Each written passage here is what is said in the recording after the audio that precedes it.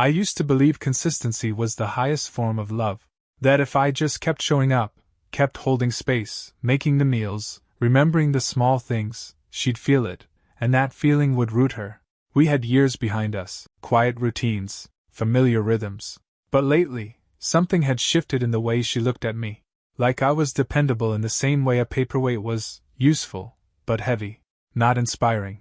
The first few times I brushed it off. Everyone has phases. Everyone gets restless. But then came the favors. Can you take my car in again? Can you move your calls so I can use the quiet room? Can you handle dinner with my parents? Just you, they're exhausting me lately. Small things, until you start counting. That week she asked for the fourth favor. I don't remember which it was, maybe her dry cleaning or covering her half of a bill again. I just remember saying, "Not today." No anger. Just a limit. She paused, not hurt, not surprised, just calculating. Then she smiled, but it didn't reach her eyes. Real men don't walk away. They stay and deal with it. It was the tone. Not a tease. Not a plea. A test. I didn't flinch. Just met her gaze and held it. Something in her expression twitched. She turned and walked out of the room. I didn't follow. Later that night, she was bright again, laughing at something on her phone, humming in the kitchen like nothing had happened. I asked if she wanted help chopping vegetables. She said no, cheerfully. Said she had it handled. It struck me how easily she'd put the mask back on. How little effort it took. As we sat down to eat, I watched her talk about someone from her book club, her tone lively and animated. But I wasn't hearing the words. I was hearing the absence of something. No warmth aimed my direction, no checking in, no eye contact longer than a second. It hit me right then. She wasn't trying to connect anymore. She was watching to see if I'd bend back into shape. And in that moment, I knew something quietly devastating. I'd been steady so long, she'd mistaken it for softness, for surrender. But I wasn't bending. I was observing. And the clock had just started. The next few days, she cloaked her distance in what she called growth. She started tossing out therapy speak like it was seasoning, meant to sharpen, not soothe. One morning, after I asked if she wanted to walk the dog together like we used to, she tilted her head, not unkindly, but with a practiced sort of condescension. "You're emotionally rigid sometimes," she said, sipping her smoothie as if it had just occurred to her. I nodded slowly, letting it pass, but I remembered. Later that night, when I loaded the dishwasher without being asked, and she barely looked up from her laptop, she added, "You might want to look into your patterns of control.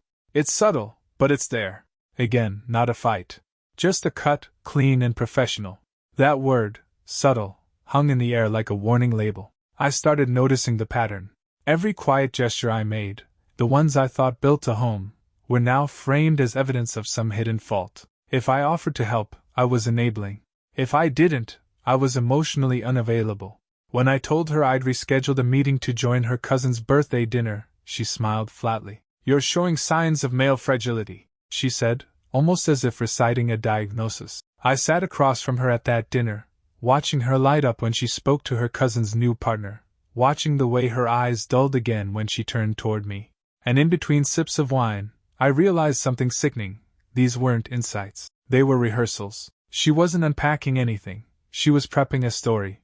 The language wasn't healing us. It was building her exit strategy. I started to keep a journal, not out of paranoia, but discipline. Just timestamps, phrases, tonal shifts.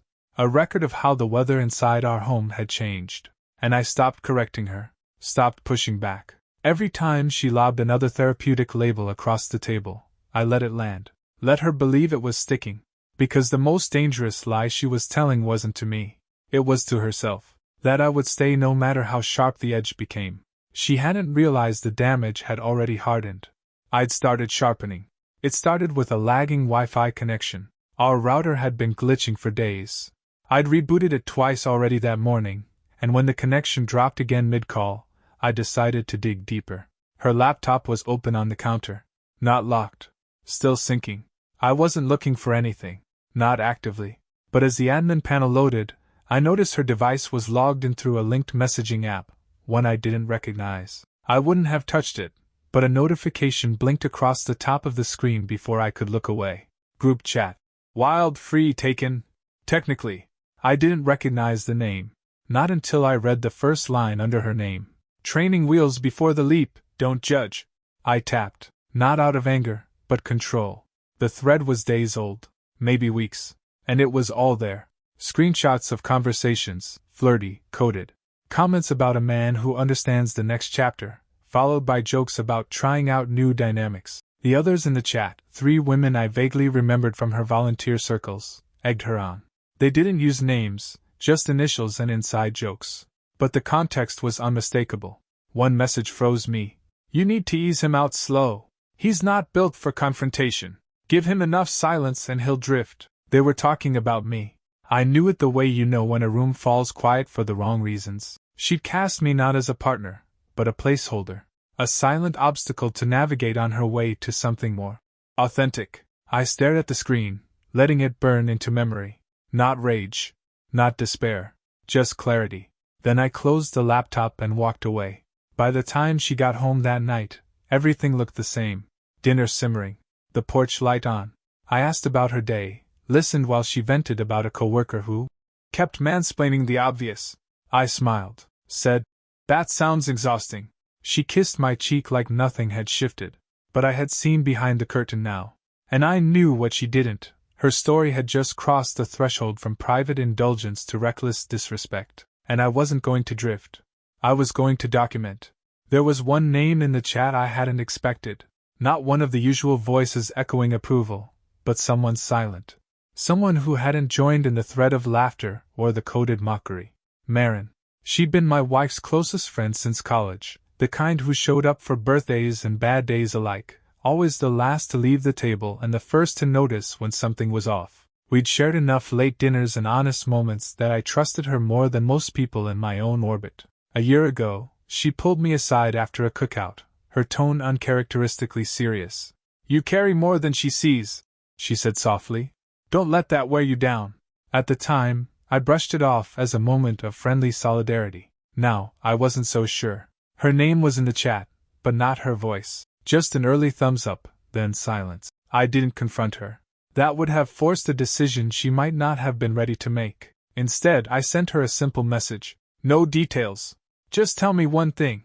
Am I crazy for feeling what I'm feeling?" It sat there unread for hours. I went on with my day, cleared some files off my work computer, prepped dinner, made light conversation when my wife came home. She was unusually cheerful. I noted it without reacting. Later that night, just past midnight, Marin responded. "No. You're not crazy. You're just awake. And if you walk, I won't blame you." I stared at those words, the weight of them quiet but final. There was no denial. No attempt to soothe or reframe. Just a witness statement. It didn't feel like an invitation. It felt like a release. Marin didn't say anything else. She didn't need to. Her silence in that chat had been loud. Her message was louder. I didn't reply. I just lay there in the dark next to a woman who was sleeping soundly, unaware that something irreversible had happened. I had allies she didn't know about. And the last illusion, loneliness, had just been dismantled. She said she had a full workday, back-to-back client meetings, then her book club.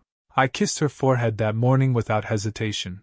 Told her good luck. She smiled, distracted, already scrolling her phone as she reached for her keys. At 2 p.m., I moved with precision. I'd installed a silent location sharing app weeks earlier, not to control her, but to confirm what I already suspected. That what she told me and what she lived weren't aligned. Her pin blinked downtown. Not near her office. Not near the coffee shop where her book club usually met. A boutique co-working loft I didn't recognize, nestled behind a converted brick warehouse. I parked 3 blocks away. Didn't rush. Just walked the perimeter slowly, like I was looking for something I hadn't yet admitted I'd find. Through a wide pane of glass I saw her. Not typing. Not leading a call. Laughing. He sat across from her.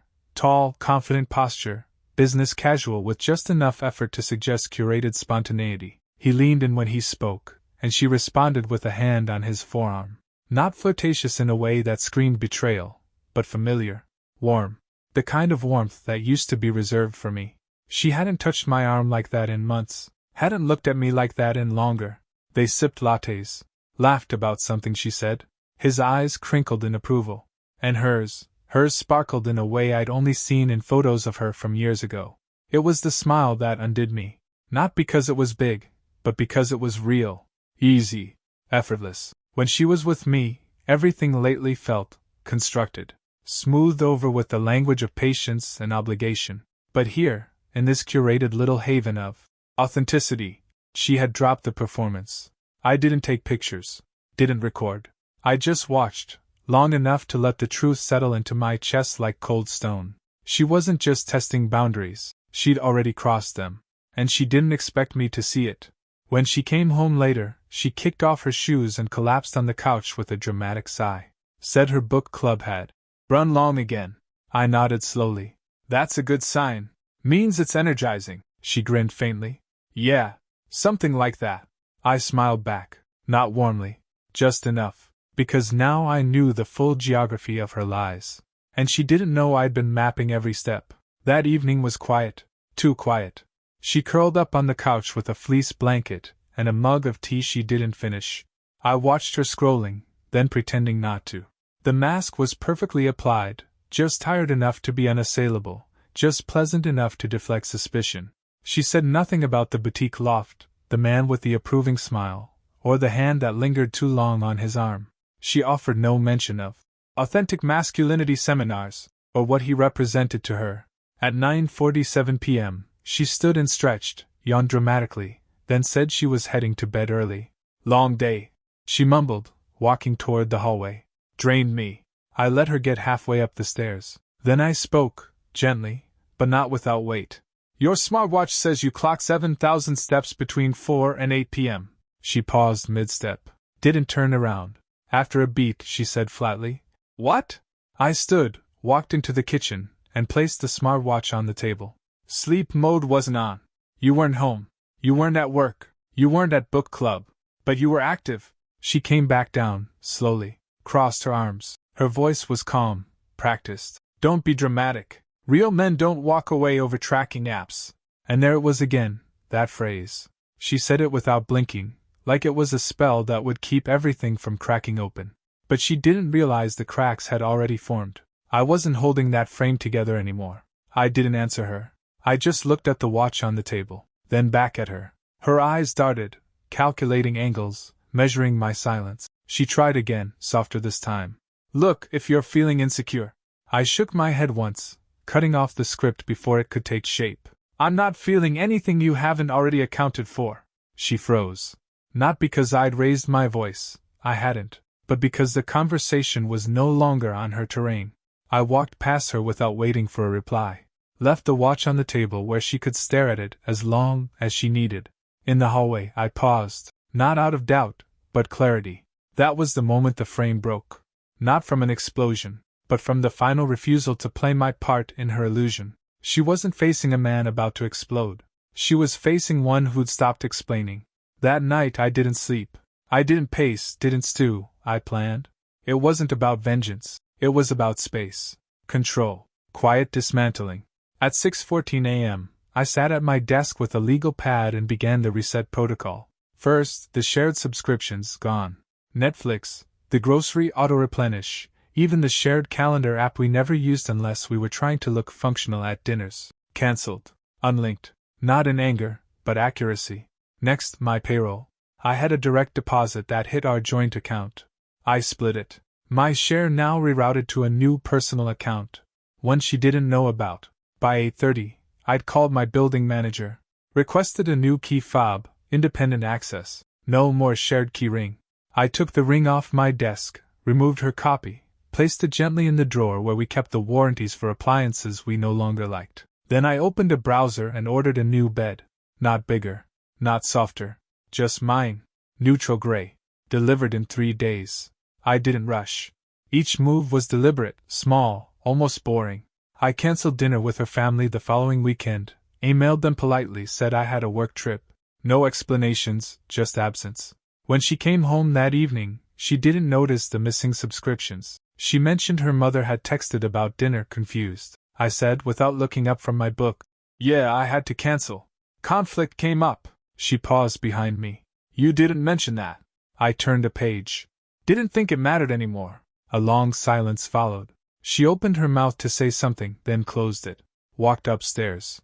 That was when I knew I was no longer moving within her timeline.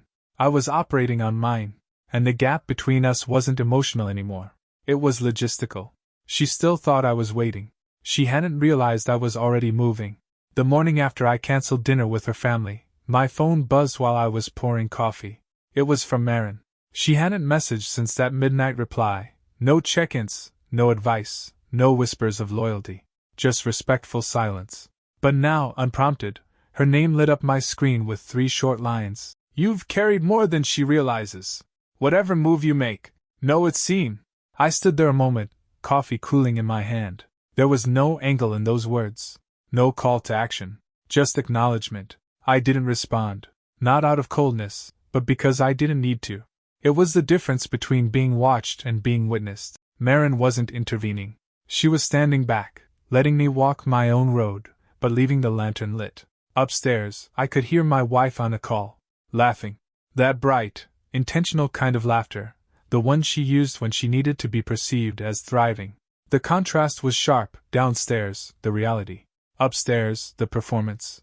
I moved through the morning like someone returning to a house they'd already left. Changed passwords, removed her backup contact from my medical forms, transferred digital backups from our shared drive to a secure one. By noon, the architecture of my departure was 90% complete. I was efficient not because I was detached, but because I was done hurting for someone who mistook my loyalty for weakness. She thought silence meant passivity. That quiet meant retreat. But she didn't know what real resolve looked like. It wasn't a slammed door. It was a man drinking cold coffee, deleting his dependency, one click at a time. Marin's message wasn't permission. It was recognition. And recognition was all I needed to keep going. She brought it up while folding laundry, my shirts, carefully creased. Like nothing had shifted. You've been distant, she said, not accusing. Observational. Practiced. I folded another towel. You think so? She didn't look up. I'm just saying. I don't feel like we're aligned anymore. Not in values. Not in how we see things. There it was, her opening. Soft exit disguised as insight. She'd rehearsed this. Probably said it out loud in the mirror. Maybe even tested it in that group chat first. Waited for the applause. I didn't take the bait. Instead, I nodded once. You're right. And alignment's not my job alone. That landed. Her head lifted just slightly. Eyes flicked toward me. She expected me to push back, to beg for clarity, for understanding. That was the version of me she'd built her exit plan around, the man who would grovel so she could leave with the narrative intact. But I was past narrative. That night, she didn't sleep in our bed, claimed she needed space to think, took an overnight bag, the one she uses for yoga retreats, and left around 10 p.m. No explanation, no goodbye. I didn't ask where she was going. Because I already knew. The man from the co-working space. The seminar speaker. The one whose name hadn't appeared in any of her stories but whose presence had been there, implied, like a watermark behind every deflection. I didn't track her. I didn't call Marin. I didn't pour whiskey and curse the sky. I just cleaned the house. Took down the framed photo of us in Big Sur. Packed the books I'd brought into the marriage. Made notes on what I'd leave behind and what I'd reclaim. Even her favorite mug, the one I'd bought her on a trip she never thanked me for, I placed it in the donation box. Not to punish. Just to remove the sentimental anchors she no longer respected. By sunrise, the house felt lighter, because the final push hadn't come from rage. It had come from her absence, and my calm acceptance of it. She thought I was breaking, but I was already rebuilding. She didn't come home that night, or the next. No texts, no updates. Just silence designed to provoke concern. But concern is something you only offer when you're still tethered. By the third day, I packed. Not in anger. Not in haste. Just with quiet clarity. One suitcase. Essentials only. Files I couldn't afford to leave. Spare keys returned to their hooks. A short note, printed, signed, and folded once. I took nothing she would miss. Left nothing I still needed. In the corner of the bedroom where our bed used to be, the new one had arrived. Still in plastic. She would come back to an unfamiliar place. Ours hollowed, replaced. The walls still held memories, but none she'd want to sit with. I placed the note on the kitchen counter, directly beneath the overhead light, where she wouldn't miss it. I didn't walk away. I walked forward. No accusations, no timelines, no names. Just truth, quiet and permanent. Before I stepped out, I looked back once, not for nostalgia, for verification. Everything I needed was with me. Everything I didn't was staying exactly where it belonged. I locked the door behind me, left the key on the windowsill inside. By the time she returned, I would be gone. Not hiding. Not fleeing. Gone, the way a man leaves a house that no longer feels like home. The silence wasn't my surrender. It was my decision. She called the next morning. I watched the screen light up. Let it ring until it stopped. No voicemail. Just silence trying to disguise urgency. Then came the emails, short at first. We need to talk. Then longer. I don't know what this is, but I think we're both overreacting. It was just a moment, a phase. I didn't mean for it to get this far. The word moment echoed harder than any apology could. She still didn't see the difference between regret and recognition. But recognition was coming, from elsewhere. That same afternoon, her moment surfaced. Not by my hand. The seminar leader's partners shared a post. The seminar leader's fiancé posted screenshots. Not crude, not dramatic, just evidence. Time-stamped, gentle exposure. She didn't point fingers. She didn't need to. The right people knew. Her curated network, the friends who co-signed her reinvention, the ones who'd laughed in that chat, fell quiet. A few unfollowed. One comment read carefully sharp, some growth calls for ownership, not attention. Then came the final fracture. Marin. I didn't reach out. Didn't expect her to pick a side. But 3 days later, I received a final message. Not to me, to her. Forwarded by a mutual contact. Don't call. Don't explain. You knew what he carried, and you treated it like weight to be escaped. That's not strength. That's cowardice. No response followed. Marin blocked her. Deleted the number. Quiet, final. I hadn't asked for any of it, but it came. Because when you move with quiet precision, truth doesn't need a megaphone. It only needs time. And while she scrambled to spin a narrative that no longer held, I was living mine. No grandstand. No victory lap. Just presence. Quiet, clean, and unshakably my own.